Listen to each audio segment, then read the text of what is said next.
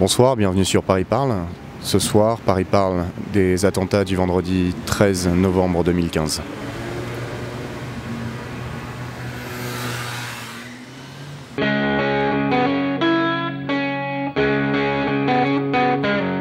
Christophe, t'étais où le vendredi 13 et qu'est-ce qui s'est passé? J'étais à Châtelet. J'étais en tournage dans la montagne au Maroc. J'étais chez moi avec mon meilleur ami en train de regarder le match. Jusqu'à ce qu'on entende la première explosion. Ma femme m'a appelé, elle m'a dit est-ce que tu es au courant de ce qui se passe? Du coup j'étais pas du tout au courant de ce qui se passait. Quand j'ai vu 18 morts rue de Charonne, ça y est, j'avais plus aucun doute. On est tous rentrés très vite. J'ai réalisé vraiment la chose une fois devant la télé, arrivé chez moi, quoi. Il y en avait qui répondaient pas. Il se trouve que j'avais une amie qui était là d'ailleurs. Et que heureusement elle a pu sortir avec 3 balles dans la jambe et qu'elle s'est tirée d'affaire, mais bon, on avait un couple de copains qui sont décédés ici et mon petit frère, lui, qui était présent donc avec moi, a perdu un copain ici au Bataclan. Mes condoléances. Merci. Pourquoi c'est arrivé? Il y a strictement aucune raison, c'est de la barbarie à l'état pur. Les gens détestent la façon dont on vit et ont envie de nous le faire savoir. Malheureusement, c'est un peu la suite logique de ce qui s'est passé en janvier. Qu'ils viennent ici, c'était pour nous montrer qu'ils pouvaient nous atteindre où qu'on soit et qui qu'on soit. Je sais pas ce qu'ils ont dans la tête, je sais pas comment on peut faire quelque chose d'aussi grave, quelque chose d'aussi cruel. Maintenant, j'aurais pas la question à cette réponse en fait. La réponse à cette question.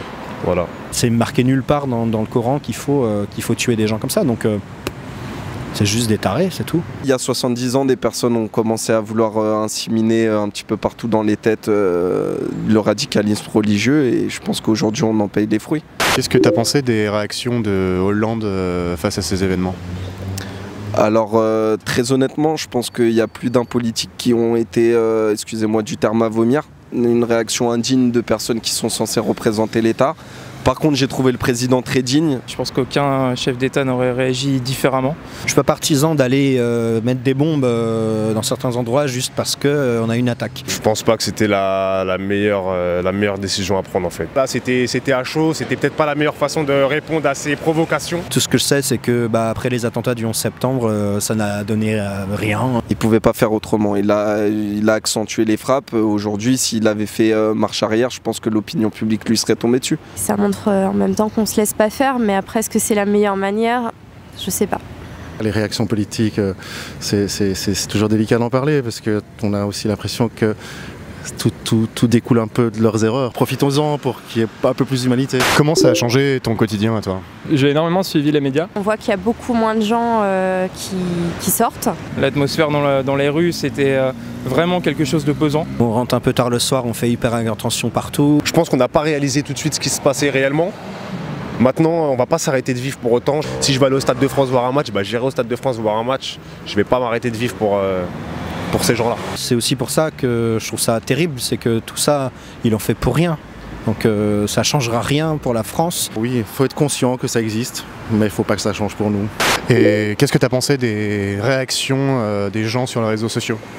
Que ce soit positif ou négatif. Voilà, il y a des bonnes réactions. On sent qu'il y a une bonne solidarité. Beaucoup d'amour, donc du coup, moi, ça m'a plutôt mis du baume au cœur. Voilà, on est une communauté, on vit ensemble. Maintenant, après, voilà, il y a certaines personnes qui font l'amalgame entre Daesh et les musulmans. Ces gens ne sont pas musulmans, ces gens ne connaissent rien du tout à l'islam. Il y a vraiment beaucoup de tristesse, c'est ce qui décline de ces actes horribles et barbares. C'est la tristesse qui nous envahit. Ok, si j'ai bien compris, où que l'on soit dans le monde, nous avons tous pris conscience que des innocents mourraient par la main d'autres hommes qui ne supportent pas notre manière de vivre ou de penser. Que l'on soit partisan ou non pour répondre par la force à cette provocation, nous ressentons une immense tristesse. Notre quotidien a changé, mais que cela ne nous empêche pas d'aller voir un match, un concert ou des amis en terrasse. Nous sommes et nous resterons ensemble dans cette tragédie. Toutes nos condoléances pour les proches des victimes de ces terribles événements qui malheureusement se déroulent un peu partout dans le monde.